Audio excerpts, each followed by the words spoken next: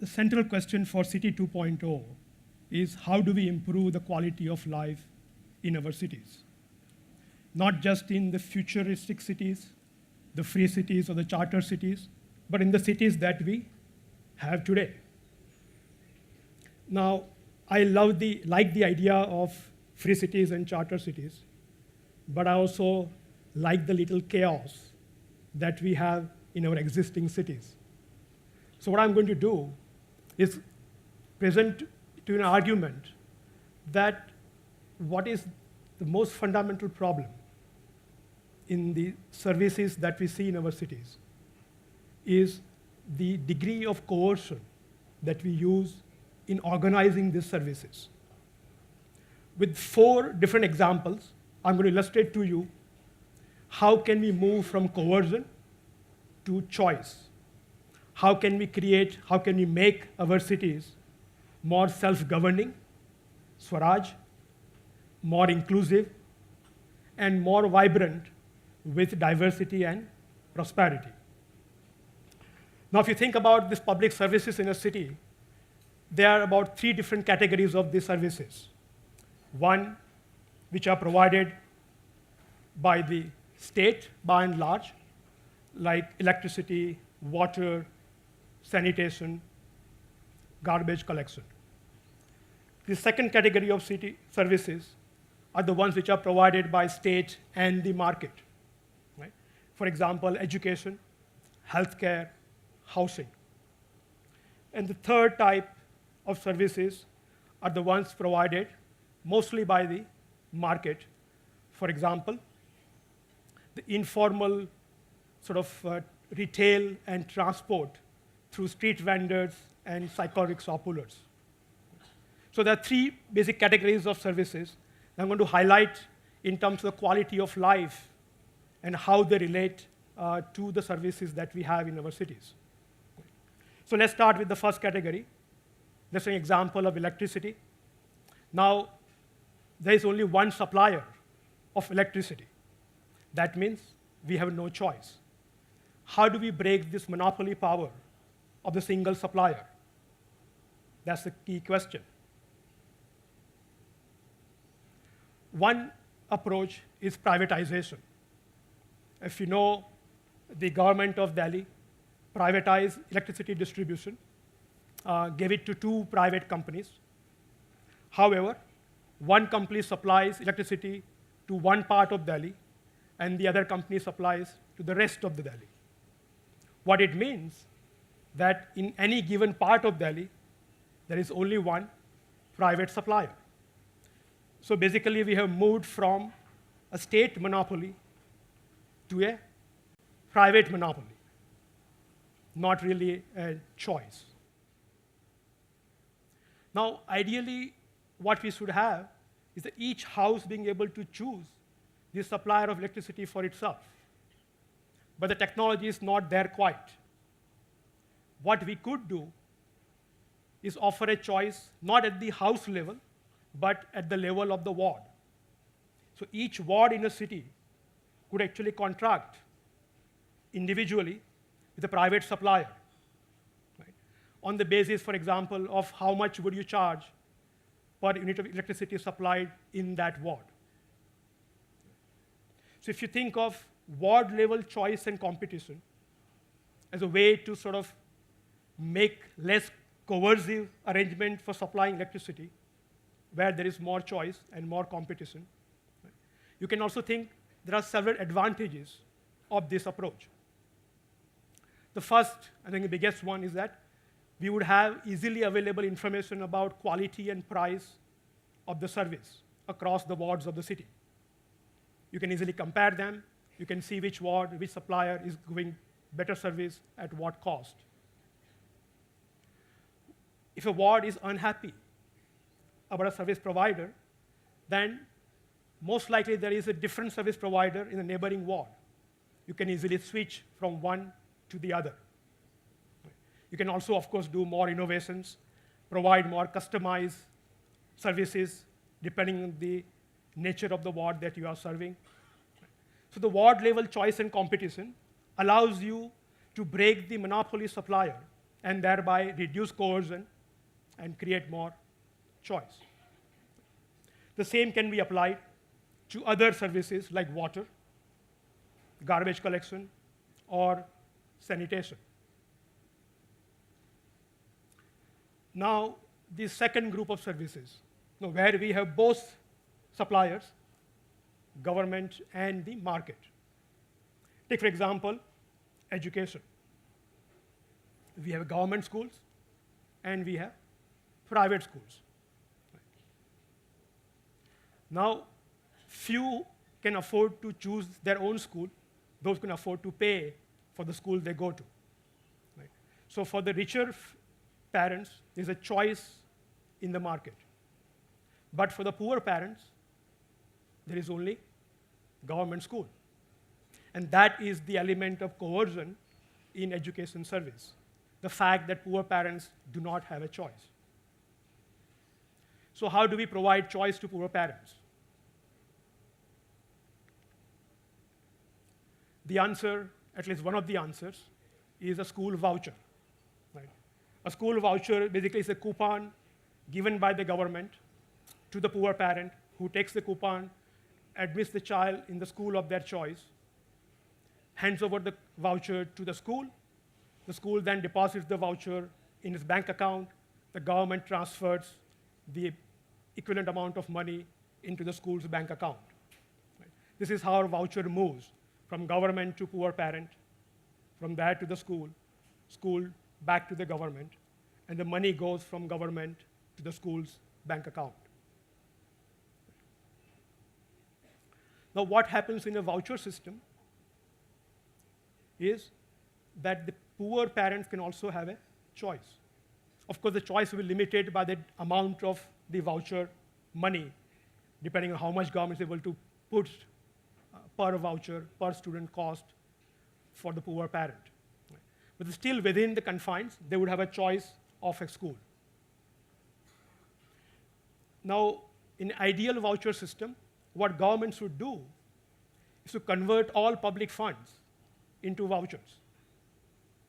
All public funds given to education, convert that into vouchers. Give it to poor parents who will take the vouchers, go to school of their choice, and the money would follow the student to whichever school the student goes to. It could be a government school, or it could be a private school. Right? So government schools in this situation would have to compete with the private schools because their funding is no longer coming from the Department of Education. It's going to come from the parents through the vouchers. Right? And so their funding depends on how many students they attract and retain in the school. If they do, they get the funding. If they don't, they would not get the support from the public funds. Right. So here, all schools, government and private, have two types of students. One group of students who pay from their own pocket, right, the richer parents, and the other group of students who will be paying through the voucher of the public funds.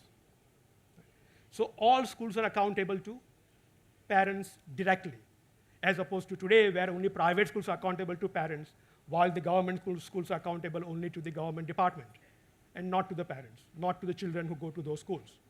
Right.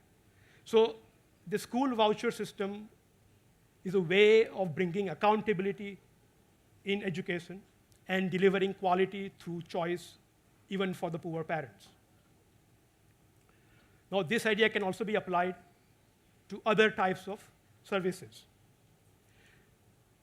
What actually is happening today is that instead of giving choice to poor parents, we are actually removing whatever choice they do have in the market. The recently passed Right to Education Act makes it illegal for any school to exist other than those which are 5-star. The act says that only those schools which have the specified size of building, classroom, playground, have all B.Ed qualified teachers, and pay government stipulated salaries to those teachers, only those schools are legal. The rest of the schools are illegal. So we are removing whatever little choice the poor parents have today in terms of budget private schools, the schools which charge about 200, 300, 400 rupees per month in tuition fees. So what we need to do is to reform the regulatory system, reform the Right to Education Act, and also introduce the school voucher to make education service in our cities less coercive and offer more choice. The second service, housing. Actually, housing also suffers from the same kind of tyranny of good intentions. In housing, what we have done, the regulation that governs housing sector, the National Building Code, has raised the standards so high to make our houses super safe and earthquake proof that only few of us can afford legal housing. The rest of the people have to live in illegal housing, what we call slums, in which there are no standards of construction or safety. So we have dichotomized the whole housing sector, one which is a legal housing sector that meets all the standards of the government, and the other where majority of people live, which has no way to meet the standards set by the government. So this dichotomy, of course, what you see very well in the city of Bombay. Right? So what needs to be done here is create smarter regulation that allows people to have a different levels of choices on the ladder of housing opportunity. So of course you have one end, the slums that we do, but create middle tier housing before you get to the penthouse. Right? And Bombay actually has a very good example in the history, the Bombay chawls. Right? So if you remember at the turn of the century, when the textile mills came up and the workers began to migrate to Bombay, the private developers built chawls, one-room dwellings with common toilets. Not a fancy place to live, but safer than our current slums. Now, chawls today are illegal. That middle rung on the ladder, we have completely removed. So we only have upper level housing and the rest people living in the slum, which has no standards of any kind. So that's the example of the second group of services where private and the state providers exist.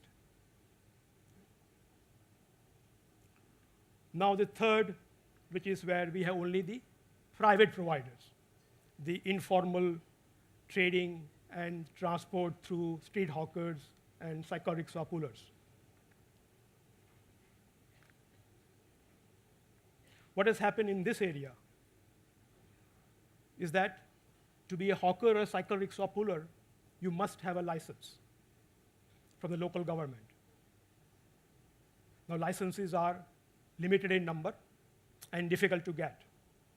For example, Delhi has decided that number of licenses to be given out for cycle rickshaws is going to be 99,000. It was decided in 1960s. That number hasn't changed. So most of the hawkers and cycle rickshaw pullers are illegal or informal. They exist by paying a bribe to the police and the local city officers. Right? Now the bribe amount varies from city to city, from market to market. On average in Delhi, as per our survey, they pay about 200 rupees per month in the hafta. That's about $4 at the current exchange rate. Now there are, by most estimates, about 500,000 or 500,000 hawkers in the city of Delhi. You multiply those two numbers, 500,000 times 200 rupees they pay per month. That's 10 crore rupees a month. Let me repeat, 10 crore rupees a month taken from the pockets of the poorest of the poor in our city. That's not all. The illegality or the informality also makes it impossible for them to expand their business. When a police van comes to raid the market, what they call clearance operation, the hawker has to grab everything he has and run. If he expands his business beyond that, in the next raid, he would not be able to gather his goods and lose most of them to the police raid. What it means is that the size of the business of the hawker could be as big as the reach of his arms. Anything beyond that would not be sustainable. Now, if your business remains of the same size almost forever since you enter that vocation, how much more money can you earn? How much more income can you earn? And then we wonder why hawkers and rickshaw pullers are poor. We have created a regulatory system, the license permit quota Raj, that keeps them poor. Now, if you remember, in 1991, we abolished the license Raj for the formal sector. Right? Today, you can open a refinery, a factory, an office without having to take a license from the government. But if you want to be a hawker or a vendor, or a cycle rickshaw puller, you still need a license. Right? And until we abolish the license Raj for the informal sector, we would not be able to see the kind of equity that we want in our society. So inclusive growth requires inclusive reforms, which is what we so far have not done. To summarize, so for areas where there's only one supplier, we should use the idea of ward-level choice and competition, like in electricity, water distribution, garbage collection. For the areas where we have both suppliers, private and the state, we could use the idea of vouchers for education, for health, where the poor would also have a choice as the richer parents enjoy today. Right? And in the areas like housing and hawking and cycle rickshaw pullers, what we need to do is to have smart regulation, efficacious regulation, right, so that we can reform those areas. Right? What is a smart regulation? A regulation that would trust the consumer as it trusts the voter in the political market. Thank you.